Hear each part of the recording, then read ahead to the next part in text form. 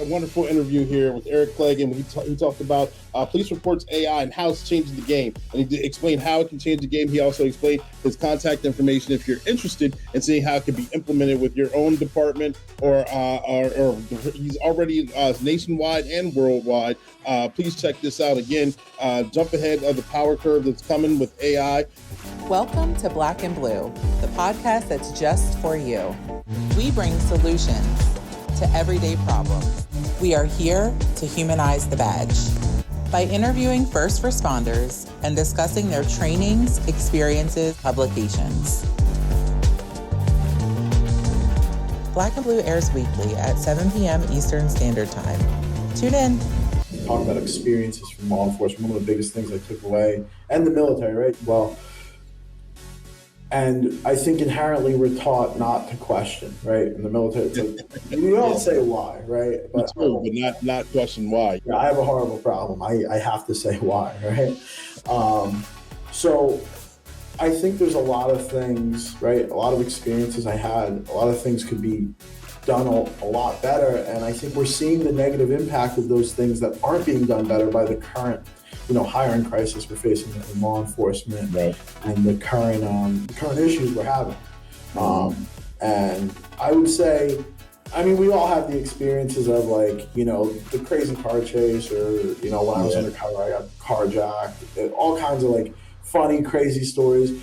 But one thing we never really talk about is most people get out not because of those things, right? They get out because the systems in place are not doing the job or not assisting the officer with doing the job to their best ability. So they feel like they're underutilized, I would say, a lot of the time. Yeah, it came from a knowledge base. It wasn't like one day I just decided, hey, I'm gonna build this thing. I had been messing around with software development, web development, all of that stuff for years. And I had met my team now, right, which I definitely couldn't have done it without them. I had met them, so I had good contacts. I had good pool of knowledge to pull from, and we took that and ran with it. And now we're here. Familiar with AI, how it's being introduced in with social media, with any kind of streaming programs and things, with ChatGPT and so many things like that. What exactly does your product do for anyone who's coming in right now and has no idea what Policereports.ai is? Can you give us a ground level and build it all the way up to at least make it make sense for us? Yeah. Right. To start off with, we're a freestanding system, so agencies don't need to get rid of their CAD, their RMS, anything like that. Okay.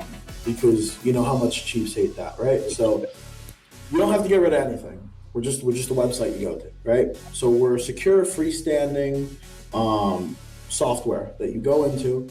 We build out our backend algorithm that have modules for each agency, for each type of document to complete, because everybody writes reports different, right? Like where you're at, where somebody in Washington State's at, they have different requirements, different state laws. So we build it out, we train on the laws of the state, the policies and procedures of the department, and we go from there, right? And it's not just reports, it's anything: subpoenas, search warrants, interviews, daily observation reports for field training officers. And now there's a couple ways to get the data, because the next question is always, well, AI wasn't there, it can't write the report for me, or it's gonna take over. So, okay, don't worry.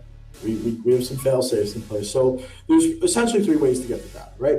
One way, the officer provides a voice note, just like you and I are talking. It doesn't need to be proper, just you and me talking. Second way is off of video.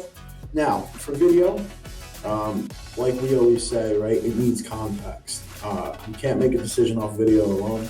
Where this really shines is in post-Miranda interviews with detectives. So the detectives do a 2-hour-long interview with a homicide suspect. Now we have a report written in 5 minutes for that interview.